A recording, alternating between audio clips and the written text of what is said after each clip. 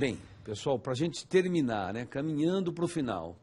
Então, as licenças ambientais são essas, legislação federal. Eu posso ter a legislação estadual ou municipal criando outras licenças. O prazo pode ser diminuído. Vamos fixar agora em 2 pontos para a gente finalizar. Primeiro aqui, pessoal, o que acontece? Vamos imaginar que o empreendedor recebeu uma licença de 8 anos. O que acontece ao cabo de 8 anos? Tem que pedir renovação. Então, cuidado com esse troço aqui. Porque olha o que está escrito no artigo, na Lei Complementar 140. O MP tem tido um pouquinho de trabalho com isso, viu? Olha o que diz aqui a Lei Complementar 140, no artigo 14, parágrafo 4º. A renovação de licenças ambientais deve ser requerida com antecedência mínima de 120 dias da expiração do seu prazo de validade, fixado na respectiva licença. Ouça agora a parte final. Ficando este automaticamente prorrogado até a manifestação definitiva do órgão ambiental competente. Ou seja, pela Lei Complementar 140/2011, artigo 14, parágrafo 4º, se o sujeito fizer a renovação, fizer o pedido, né, de renovação da licença, com pelo menos 120 dias de antecedência, qual é o direito que a lei concede a esse empreendedor? Que enquanto o órgão público não disser sim ou não para a renovação, ele pode funcionar. Então, tem alguns casos no interior, principalmente licenças municipais, que a renovação foi pedida, faz 3 anos que não fala nem sim nem não. E o cara fica lá livre. Então, nós recomendamos, né? A gente sempre conversa com todos os colegas e tal. A recomendação aqui do nosso centro de apoio é: anualmente mande um ofício para o órgão ambiental municipal dizendo quantos pedidos de renovação entraram nesse ano. 18. Quantos foram analisados? Nenhum. Conceda o prazo de uns 3 meses para análise, sob pena de responder por improbidade. Você não cumpre Escuta, para que serve então o pedido de renovação? Para pôr um quadro? Então é assim, às vezes. Fica lá 4, 5, 6 anos. Porque se eles não disserem nem sim nem não por 10 anos, o cara funciona. E às vezes está causando um dano ambiental desgraçado. Então o MP tem feito isso. Anualmente ele encaminha um ofício e diz: senhor órgão, quantos entraram? Quantos foram apreciados? Quantos estão para serem apreciados? E pede para informar o prazo que está levando para fazer essa análise. Porque, na verdade, tem órgão municipal que concede a primeira e nunca mais. Aí fica o cara lá funcionando o resto da vida, porque a lei lhe dá o direito. Então você tem que ir em cima do poder público, dizendo: senhor poder público omisso, o senhor não vai fazer nada? Ou o senhor acha que isso aqui é para ficar ré da vida, assim? Claro que a gente escreve tudo isso juridicamente, né? Então você recomenda que em 3 meses examine as situações que estão lá sob pena de providências judiciais, inclusive ação de improbidade. Mas lembre-se, quando você escrever, o que você vai fazer? Se ele não atender, você vai entrar com ação de improbidade, né? Lembra que o promotor não fica falando, né? Então, eu desculpa, mas eu não gosto de colega que fala: vou fazer isso, X, Y, Z, depois não faz. Aí a imprensa vem em cima, né? Olha, falou que ia fazer, não fez. Então não fala. O certo do promotor é fazer e mostrar para a imprensa: ó, está feito. Não falar antes. Esse é o certo mesmo, viu? Que aí você não tem dor de cabeça. E o último tópico que eu prometi para você em licenças: cuidado que o órgão ambiental licenciador, mediante decisão motivada, pode modificar, suspender e até cancelar uma licença ambiental que está em vigor, hein? Então você não precisa esperar ela vencer para tomar uma decisão dessa. Aqui está no artigo 19 da resolução CONAMA 23797. E são 3 situações que podem levar a isso. Primeiro, o descumprimento da lei.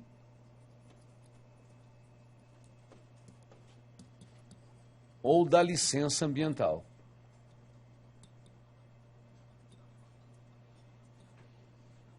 Segunda situação, falsidade, como eu falei para você que às vezes acontece, no processo de licenciamento. Então você às vezes só pega lá na frente que o sujeito falseou dados. Terceiro, superveniência de graves riscos ambientais ou de saúde. Então a lei, ela estabelece 3 situações que permite ao poder público modificar, suspender e até cassar uma licença que está em vigor. São 3 situações, mas não são cumulativas, basta uma, né? Descumprimento da lei ambiental, da licença ambiental, se ele, durante o licenciamento, ele forneceu falsos dados, que é o que infelizmente às vezes acontece. Já falei para você que ele quer escapar do EIA-RIMA, ele acaba fornecendo dados que não correspondem à realidade e superveniência de graves riscos ambientais ou de saúde. O exemplo típico do terceiro, pessoal, é a área contaminada. Por exemplo, você fez um empreendimento numa área contaminada e, de repente, começa a aparecer o gás metano lá na frente. Então, você tem graves riscos ambientais ou de saúde que podem acontecer. Eu posso cassar a licença e tirar você de lá.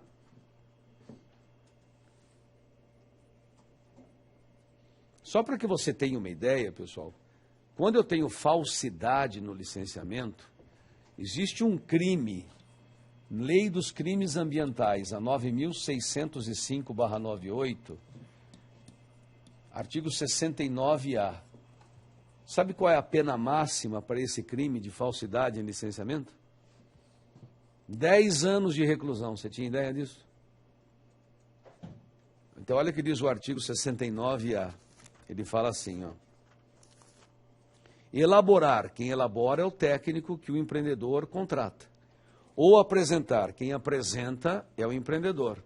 No licenciamento ambiental, estudo, laudo, relatório ambiental total ou parcialmente falso ou enganoso, inclusive por omissão. A pena base, a pena, na forma simples, reclusão de 3 a 6 anos. Aí vem, parágrafo 2º. A pena será aumentada de 1/3 a 2/3, então poderá chegar a 10 anos de reclusão se houver dano significativo ao meio ambiente em razão da falsidade. Então imagine que você contratou um técnico, ele deu um laudo falso e com isso evitou o EIA-RIMA. E você pega lá na frente, em razão da falsidade, teve um dano ambiental ferrado, causando dano significativo ao meio ambiente. A pena vai até 10 anos de reclusão, só para você ter uma ideia. É um crime bem pesado, né? Você não imaginaria que uma falsidade de licenciamento pudesse chegar nisso, né? Então, dê uma olhadinha para você ver que é o 69A. Então, aqui, pessoal, descumprimento da licença é o que eu pego. Sem citar a região dá para citar, né? Região de Prudente. Teve um empreendedor que fez lá um licenciamento. Puxa, a hora que eu peguei a licença, eu falei, não vai cumprir. Porque a licença de operação saiu com 75 condições. Porque você acha que a licença de operação é assim, concedo a licença de operação por 8 anos? Mas é. É assim, concedo a licença por 8 anos com as seguintes condições. 1, 2, 3, 4, 5, 6, tinha 75. Falei, não vai cumprir. Mas não cumpriu mesmo. Em 6 meses, quando bateu a primeira fiscalização, ele não estava cumprindo 32 já. Aí o que eles fizeram? Então é assim. Você chega lá no empreendimento, o cara não está cumprindo, o poder público, pelo menos ele tem que fazer isso, né? Ele autua e dá, por exemplo, 30 dias para... Você sabe qual é? Olha aqui, só para você ter uma ideia. Infração administrativa ambiental. Artigo 66. Construir, reformar, ampliar, instalar ou funcionar um estabelecimento sem licença ou descumprindo a obtida. Multa de R$500 a 10 milhões. A primeira coisa que o órgão público chega quando ele faz, ele autua. Artigo 66 do decreto 6.514/08. Já dá uma pancada. Esse aí levou uma multa de 2 milhões. Então, multou em 2 milhões e deu 30 dias para cumprir as 30 e poucas exigências. O que você acha que ele fez? Não atendeu. Aí veio na segunda paulada, outra multa com suspensão da atividade. Aí ele veio com mandado de segurança ambiental. Eu falei em segundo grau. Falei, mas você quer o quê? Cadê o direito líquido e certo? Qual é o direito líquido e certo de você continuar com a sua atividade se você não cumpre a licença? Aí você já sabe o que aconteceu. Ele não cumpriu, aí cassaram a licença. Infelizmente a empresa vai quebrar, gente. Não tem jeito. Então, sabe essa coisa, Brasil, que é empurrar com a barriga? Ah, eu faço depois. Então, não adianta. Se você pegar uns mãos duras pela frente, não vai adiantar. Não tem jeito. Nem no judiciário a mão é pesada. É não, não, não, não, não, não. Senão não conserta o planeta. Então você vê porque o promotor é odiado. O promotor do meio ambiente, eles fazem um bonequinho voodoo e fica enfiando agulha. Por isso que eu tomo Tandrilax todo dia. Inclusive está na bolsa. Bom, vamos agora fechar com aquilo que eu falei para você. Você gostou do licenciamento, né? Então, mas aí o senhor governo federal conseguiu passar algumas coisas. Veio a PEC 65, eles conseguiram aprovar a PEC 65/2012 na Comissão de Constituição e Justiça, eu não sei onde que eles viram constitucionalidade, porque esta proposta de emenda à Constituição, olha a loucura que está escrito aqui. Ela acrescenta o parágrafo 7º ao artigo 225 da Constituição Federal.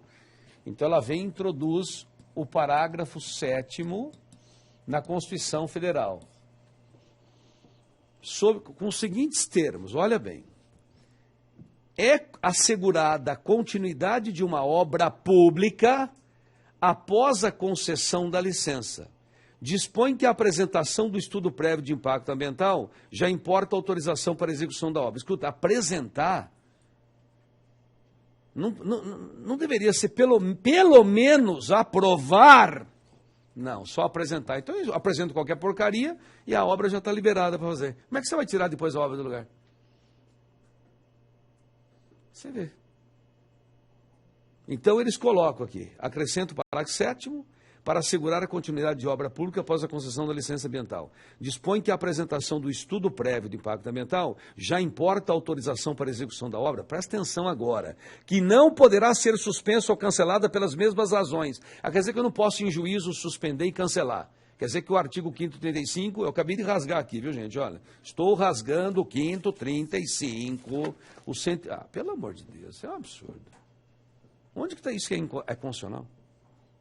Mas sabe por que eles fizeram isso? Porque existe uma proposta, existe um projeto de lei, que é o 654/2015, porque eles querem dar constitucionalidade para o projeto de lei 654/2015, que é uma pérola. Ele diz aqui, ó, esta lei estabelece regras para o licenciamento ambiental especial de empreendimentos de infraestrutura estratégicos para o desenvolvimento nacional sustentável e necessários à redução das desigualdades sociais. Que lindo, né? Tais como, então aí o tais como você já entendeu. É aquilo que eles entenderem que está aqui dentro. Então põe sistema viário, hidroviário, ferroviário, aeroviário, portos, instalações portuárias, energia, tecnologia. Bom, tudo que interessa para o governo. Então eles estão criando um licenciamento ambiental especial para obras de interesse estratégico do governo. Aí o artigo 4º desse projeto de lei diz, o licenciamento ambiental terá rito uno. E você recebe uma licença só integrada. Aí no artigo 5º ele diz, os prazos são 10 dias, 10 dias, 20, é tudo no pau. E no parágrafo 3º do artigo 5º ele fala, o descumprimento de qualquer prazo pelos órgãos ambientais, então se ele tem 10 dias para analisar, ele analisou no 10º dia, significa aquiescência. Então é assim, passou o prazo, não, é um absurdo. E aí o parágrafo 4º diz, veda-se a imposição de novas condicionantes ou exigências, salvo-se em virtude, quer dizer, o órgão não pode reavaliar que precisava de mais... Não, para, vai lendo isso aqui, até... Você quer que eu infarto aqui ou não? Não, então eu vou parar de ler. E ele fala depois no artigo 6º que o órgão licenciador vai definir o prazo. Então pode ser prazo de 82 anos. Não é como aqui que tem de 4 a 10, pelo menos você tem a revisão. Não. E finalmente, ele diz, que eu achei um absurdo, outro absurdo, artigo 7º, o órgão licenciador pode modificar, suspender e cancelar uma licença quando houver violação da norma. Ah, da licença não. 2, omissão ou falsidade. E quando tiver superveniência de graves riscos ambientais? Não tem. Quer dizer que então, se eles fizerem uma obra pública estratégica e causar câncer para a pessoa que eu descubra depois, viva o câncer nas pessoas. Porque não vai poder mudar. Não vai poder mudar. O que é isso? Isso é uma brincadeira. Então anote, acompanhe isso aqui, porque isso aqui é o desastre. Isso aqui está toque de caixa, o MP encaminhou agora, estou aqui até com a manifestação do Ministério Público. O Ministério Público encaminhou, deixa eu ver, isto, encaminhou para o Renan Calheiros, eu estou vendo aqui, MP de São Paulo. Nós fizemos um longo arrazoado para dizer as barbaridades que esse projeto tem. Então, a PEC estava paradinha e o projeto ia ser votado. Para dar, como já perceberam, né? Eles perceberam que todo mundo fala em constitucionalidade, então eles correram com a PEC para passar a PEC da constitucionalidade para o projeto de lei. Então, cuidado que esse é o licenciamento especial estratégico unificado e é uma licença só, hein? Na verdade, não sai 3 assim, prévia, instalação e funcionamento. Faz o licenciamento e sai só funcionamento, ela vale por todas. Então, dê uma olhadinha, pegue na tua casa. Esse projeto de lei aqui, o 654, nasceu no Senado. Nasceu no Senado. Exatamente. Maravilha, pessoal. Então, projeto de lei do Senado 654/2015 ia ser votado no fim do ano, conseguimos suspender. Aí o MP mandou isso aqui em fevereiro, está lá paradinho, mas loucos para passar. Então, fique de olho nisso aqui, porque poderemos ter umas surpresas assim que não gostaríamos, né? Então, lembra que eu falei ontem na aula para você? Eu falei que falei assim, né, que veio aquele decreto 8437/2015, né? E a gente reclamou, se fosse só aquilo, estava bom. O pior estava por vir ainda. Então, no momento que nós precisamos de proteção ambiental, veio um Código Florestal que é extremamente danoso e agora vem procedimentos especiais de licenciamento esse procedimento especial extremamente danoso também. Continuando aqui. Sigam aí o projeto e a PEC. Então, pessoal, olha, eu pus no 5 licenciamento ambiental, então nós vamos colocar aqui, ó, o 6, tá? É o AIA, que nós já comentamos, que é o artigo 9º, 3º. E agora vamos para o 7 romano. Nós estamos dentro da tutela administrativa. Vamos aqui, 7. É 7 mesmo? É, né?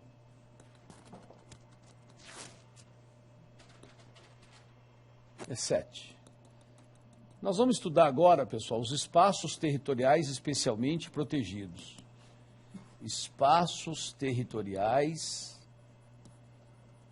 especialmente protegidos.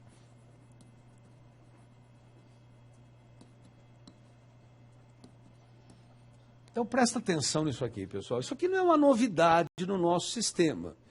Nós sempre tivemos espaços territoriais especialmente protegidos na nossa legislação. Só que lá atrás, a gente resumia essa proteção às áreas de preservação permanente e às reservas legais do Código Florestal. Aí veio a nossa Constituição Federal,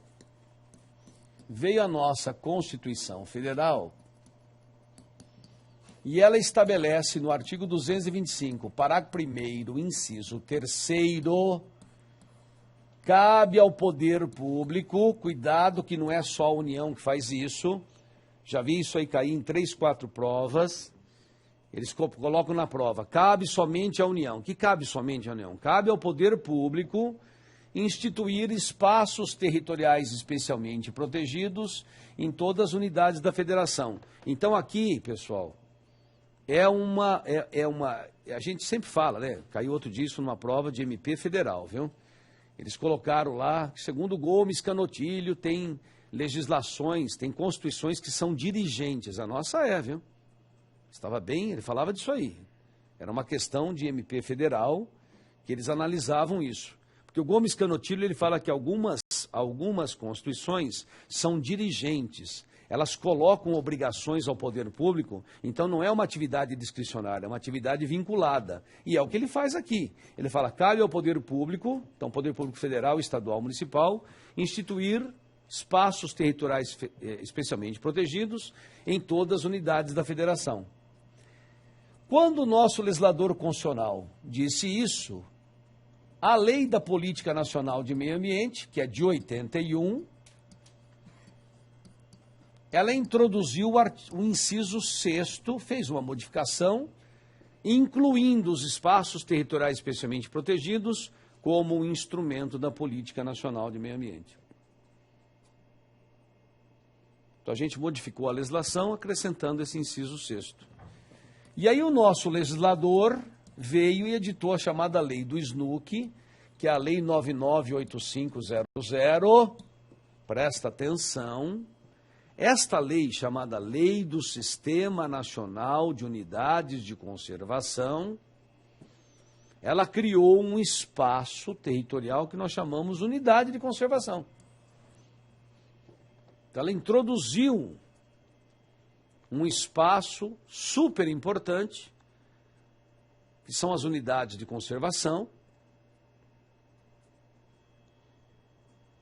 E esta lei é que regulamentou aquele artigo 225, parágrafo 1º, inciso 3º.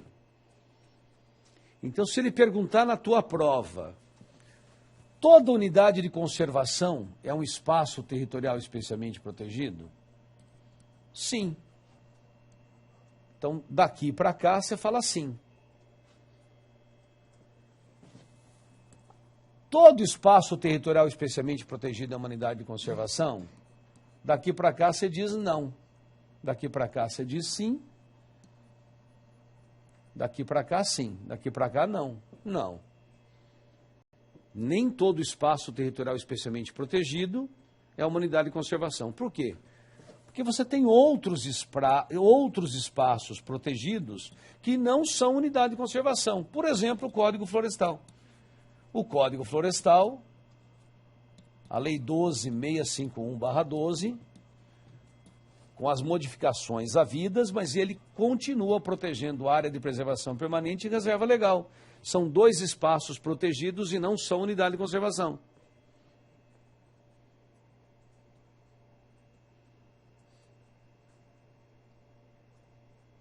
E agora, cuidado, os estados e municípios, na sua legislação, podem criar espaços territoriais diversos, que não são APP, nem reserva legal, nem unidade de conservação. Então, tem outros espaços que são criados por legislação estadual e municipal. Você não pode proibir um estado e um município de criar um espaço protegido com outro nome. Por isso eu tenho os outros. Por isso que eu estou concluindo com você, olha. Toda unidade de conservação é um espaço territorial especialmente protegido. Mas nem todo espaço territorial especialmente protegido é uma unidade de conservação. Exemplo, o Código Florestal. São dois espaços territoriais especialmente protegidos, vem desde 65. Não, se você for em 1934, no primeiro código, ele não usa essa expressão, mas ele já protegia espaço. É que não tinha esse nome, mas desde 65 fala em APP e reserva legal. E os estados e municípios, eles podem criar espaços protegidos com outros nomes. Outra categoria. Na verdade, não é bem outro nome, né? É outra categoria de espaço territorial que não se enquadra em APP, reserva legal, unidade de conservação. Então, nada impede. Pode vir um município no plano diretor, por exemplo, e estabelecer uma proteção para os espaços dentro dentro do território municipal, que não são enquadrados como unidade de conservação, nem APP e reserva legal. Nada impede que você faça isso. Bom, então, esta é a base, pessoal. Diz a Constituição que o poder público, União, Estados e municípios, eles irão instituir espaços territoriais especialmente protegidos. Percebe ou não? Não fala unidade de conservação, não fala APP e reserva legal. Ela usa o termo genérico. Isto é um instrumento da política, tem uma lei própria para isso, só que os espaços dessa lei são denominados unidades de conservação, aí não tem outro nome, só que eu tenho os outros espaços, 2 que estão no Código Florestal e outros que os estados e municípios podem estabelecer. Cai isso em prova? Outro dia perguntaram, viu? Se poderia o estado e município instituir espaços territoriais diversos de unidade de conservação, APP e IRL. Sim, ele pode criar outra categoria de proteção. Beleza isso? Bom, 2. Então veja, pessoal, você enxerga facilmente 2 espécies de espaços territoriais especialmente protegidos. Nós chamamos em sentido estrito e em sentido amplo.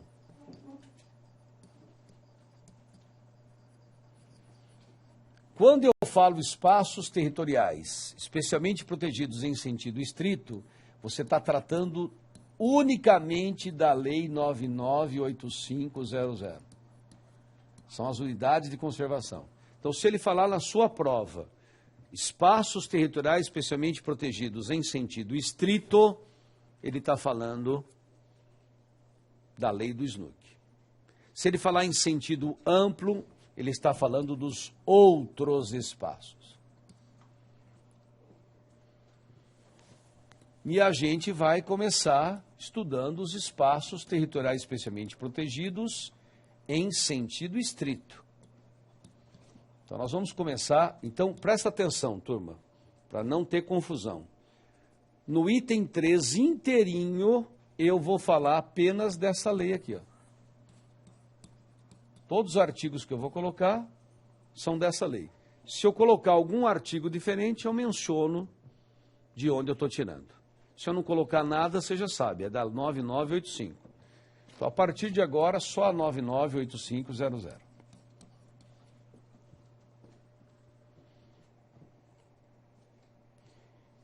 Então, algumas considerações iniciais para que a gente possa começar a estudar essa lei. Meus amigos, embora você, a partir de agora, vai começar a me detestar, se já não está detestando, esta lei, ela traz uma coisa que é boa, mas para o estudante é uma desgraça, né? Porque eu não sei se você... você não tem não lida com nem a gente, né? Mas até uns 10 anos atrás, pessoal, a lei, ela criava um monte de termos esquisitos e tal, e não explicava o que era. Aí o que os doutrinadores faziam? Cada um escolhia um técnico, né? E acabava fazendo... Chegava num ponto que você tinha 10 pessoas escrevendo sobre o assunto, cada uma fazia um conceito, no fim você não sabia o que era. Então, o que a lei passou a fazer de 10, 8 anos para cá? As leis, quando saem, elas estabelecem, por exemplo, artigo 1º, essa lei se destina a tal coisa, artigo 2º, considera-se para efeito desta lei, aí ela faz um rol de definições de tudo que você vai usar. É o que acontece nessa lei no artigo 2º, que para a tua infelicidade tem 19 incisos. Você fala, isso é ótimo. Ótimo, porque você vai entender tecnicamente e não vai ter modificação. Mas ele pergunta na sua prova, né? Então imagine que ele coloca na prova, zona de amortecimento Você sabe o que é zona de amortecimento? Então olha as coisas esquisitas, né? Aí você vai ler no inciso 18, fala, é o entorno de uma unidade de conservação onde as atividades humanas estão sujeitas a normas e restrições específicas com o propósito de minimizar os impactos negativos sobre a unidade. Você vai ter que guardar, porque ele pergunta na prova. Então, na prova do MP, aqui de uns uns 3, 4 concursos atrás, sabe o que ele fez? Ele pôs 4 conceituações dessas 19, na verdade só tem 18, né? O inciso 15 ele foi vetado. Então ele pôs 4 conceituações e 4 nomes para você fazer a ligação. Só que em vez de ele perguntar aquilo que a gente usa no dia a dia, ele perguntou aquilo que a gente não usa no dia a dia. Quer dizer, esse foi o pior. Porque eu vou dar muita coisa para você do que a gente usa no dia a dia. Mas nem sempre o examinador tem esse carinho. Então ele perguntou coisa que a gente não usa quase nunca. E até a gente, quando dá aula, a gente não fala muito. Eu vou falar para você coisas que a gente usa no dia a dia. Mas dê uma olhadinha. Então, primeira coisa que você tem que fazer, dar uma lida nesses 19, 18 incisos. O 15 está vetado, porque tudo que a gente quer saber está aí dentro. Por exemplo, então estamos no item A. Por exemplo, o que é uma unidade de conservação? Você vai no artigo 2º, que eu acabei de falar para você, é o inciso 1º. Então depois você vai copiar na sua casa o que está escrito no inciso 1º. E eu vou colocar aqui de maneira mais simples.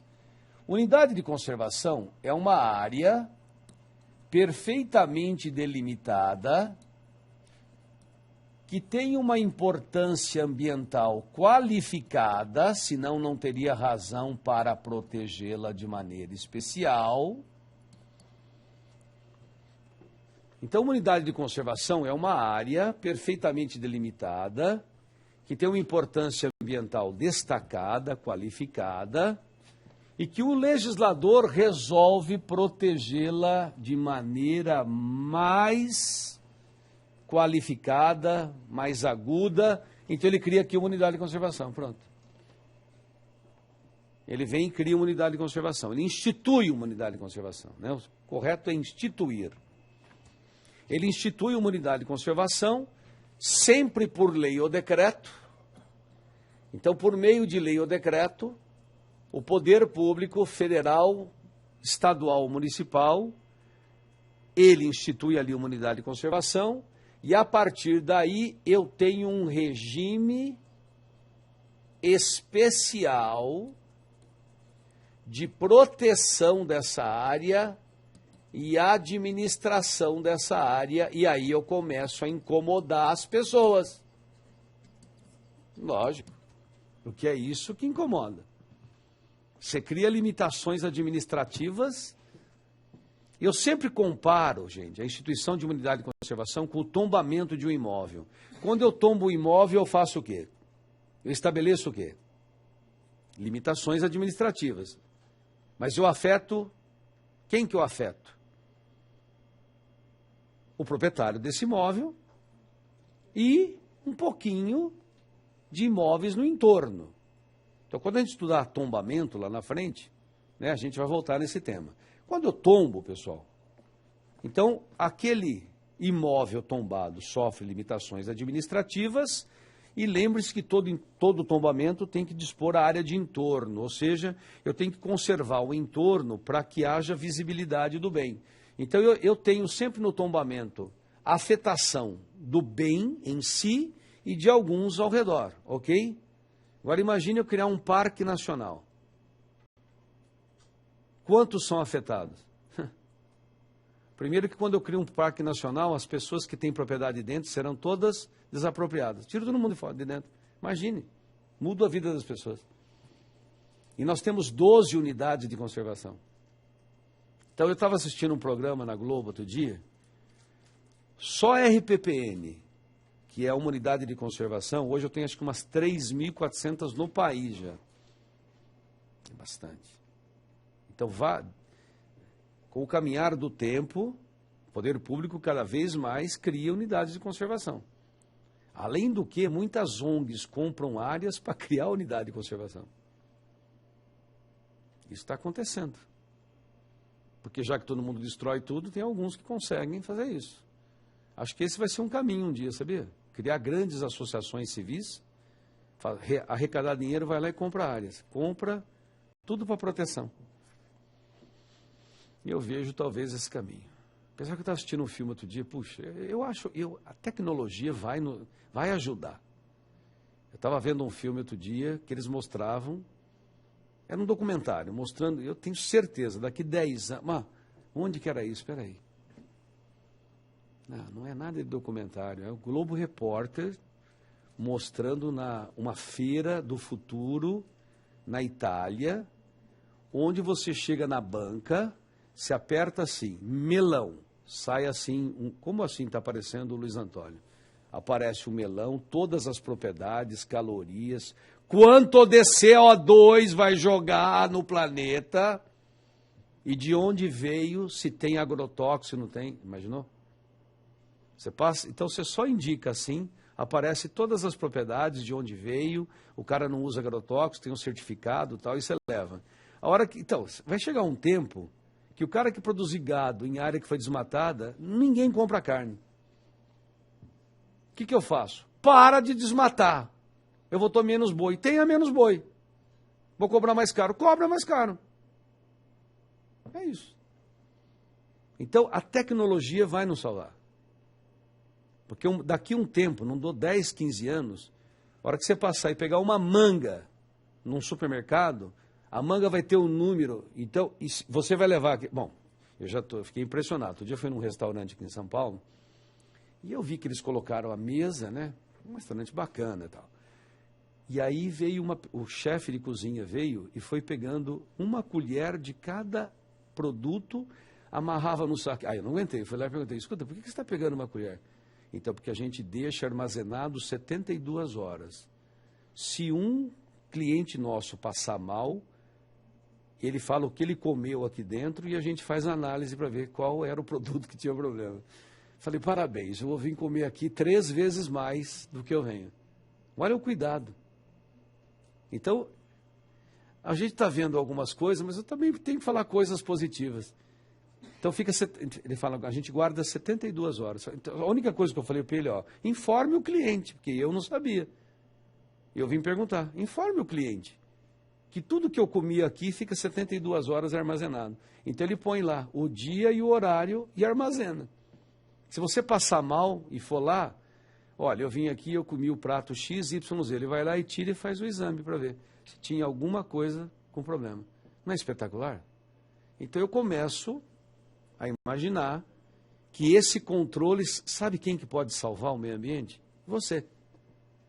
A hora que você chegar numa banca e falar, aqui eu não compro e você fica na frente, ninguém vai comprar. Porque eu vi isso no Canadá.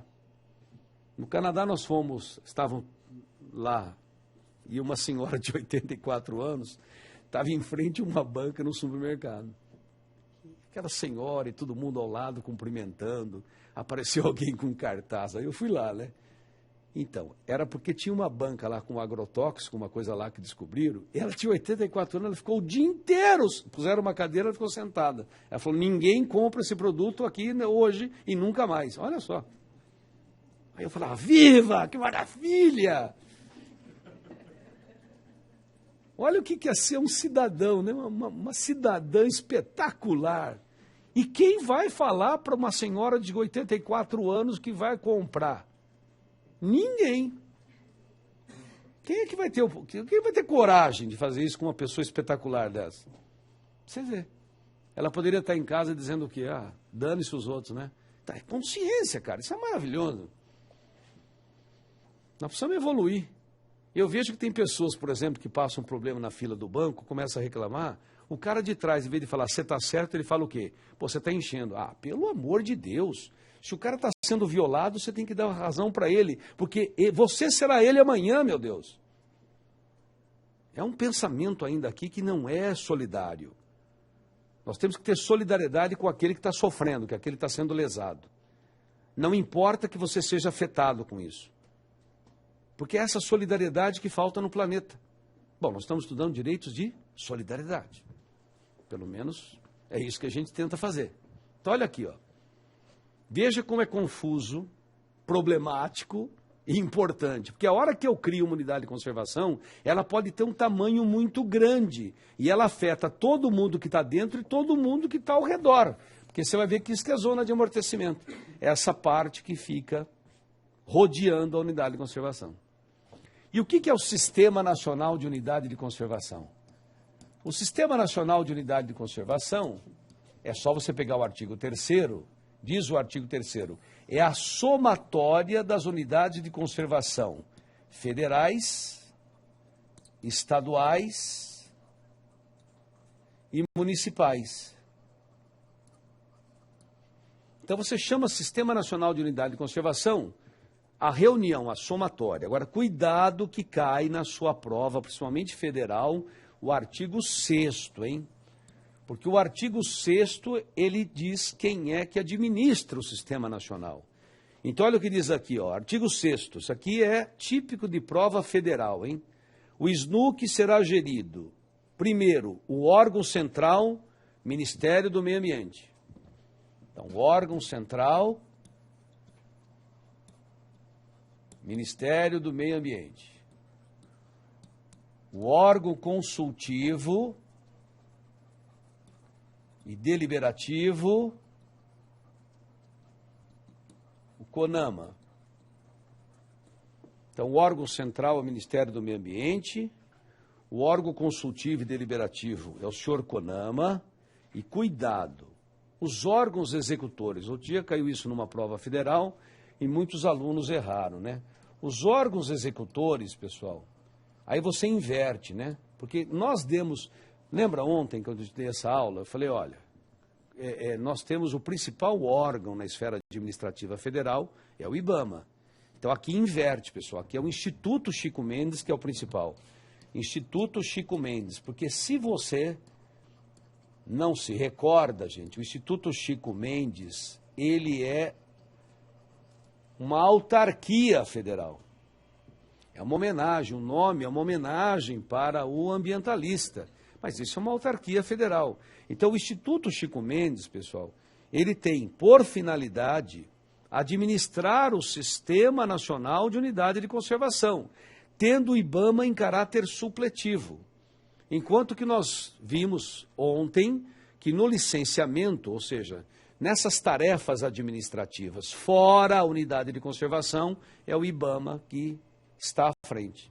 Então aqui, quem detém esta primazia na administração, na execução, né, é o Instituto Chico Mendes. Então veja, nós estamos aqui fazendo considerações iniciais, definições, artigo 2º, inciso 1º 19, unidade de conservação, Sistema Nacional de Unidade de Conservação e, embora você vá odiar, começa a surgir o Sistema Estadual de Unidade de Conservação. Então lembra da aula passada? Não da passada. Bom, a passada eu comecei com um quadrinho de novo, lembra? Cisnama, Cisema, Cismuma, lembra disso? Então eu também aqui vou ter o SNUC, o SEUC e o SMUC. E por que isso aqui está mais atrasado? Porque essa lei é de 2000, enquanto que aquela lei da Política Nacional do Meio Ambiente é de 81. Então lá tem 19 anos a mais. Por isso que eu falei para você, o Cisnama, o Cisema, sistemas estaduais de meio ambiente, todos os estados têm, e agora nós começamos a implantar o Cismuma, não foi isso? Para que eu preciso do Sistema Municipal de Meio Ambiente? Porque eu falei, quem não tem o Sistema Municipal de Meio Ambiente implantado, não pode licenciar. Foi isso que eu falei para você na aula passada. Agora aqui, ó. O que essa lei criou? A Lei 9985, o Sistema Nacional de Unidade de Conservação. O órgão central é o Ministério do Meio Ambiente, o órgão consultivo e deliberativo é o CONAMA, órgãos executores, o Instituto Chico Mendes e o IBAMA. E os estados começam a produzir os seus sistemas estaduais de unidade de conservação. Por exemplo, em São Paulo, tem um decreto estadual de 2006, é o 51453/2006, que criou o Sistema Estadual de Unidade de Conservação, que ele chama de CIEFLOR. Então, quem vier em São Paulo, o nosso sistema chama Sistema Estadual de Florestas, CIEFLOR. Então, aqui, vamos fazer a passagem. O órgão central, Aí, maravilha. Eu tinha sido abduzido. Tinha sumido da tela. De vez em quando eu acho que um marciano vai me levar qualquer dia, fico com medo. Fala assim, ó, aquele cara é uma árvore, é um ser híbrido, vamos trazer ele aqui. Então, não, eu sou uma árvore, gente, você não reparou. Eu sou um vegetal pensante. Olha aqui, ó. Vamos seguir aqui? Qual que é o órgão central lá? Ministério do Meio Ambiente. Aqui no estado de São Paulo é a Secretaria do Meio Ambiente. Onde é o Ministério do Meio Ambiente, você põe Secretaria do Meio Ambiente. Qual que é o órgão consultivo e deliberativo do Sistema Nacional? O CONAMA. Aqui é o CONSEMA, Conselho Estadual do Meio Ambiente. Qual é o órgão executor lá? O principal? Instituto Chico Mendes. E, subsidiariamente, supletivamente, o IBAMA. Os órgãos executores do Estado de São Paulo, aqui não tem supletivo, são 2 executores. Eu tenho o Instituto Florestal e a Fundação Florestal.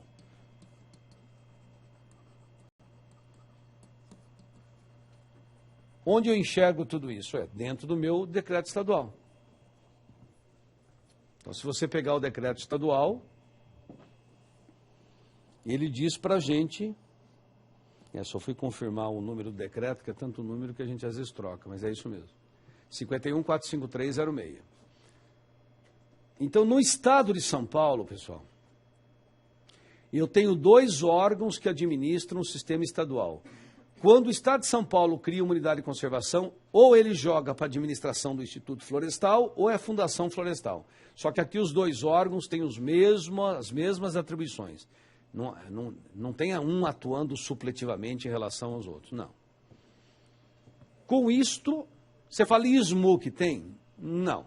O Sistema Municipal de Unidade de Conservação ainda caminha a passos muito lentos. Na verdade, o que você começa a ter é o sistema estadual. Então, na aula que vem, pessoal, nós vamos na letra B, é a aula mais importante dessa matéria. Nós vamos estudar a criação de uma unidade de conservação. Porque aqui nós vamos estudar o artigo 2º, o 7º ao 21, o 22 ao 28. Então, só para que você tenha uma ideia, né? A lei tem 56 artigos, e aqui eu tenho quantos? 15, mais 7, 22, 23. Praticamente metade da lei é voltada para a criação de unidade de conservação. Então, esse é o tema que mais cai nas suas provas. Então, na próxima aula, pessoal, nós vamos encerrar isto aqui e estudar o Código Florestal Brasileiro, hein? Então, na aula que vem, a nossa sequência é esta. Nós vamos estudar o finalzinho de SNUC e a Lei 12.651/12. Abraço, bom estudo e até.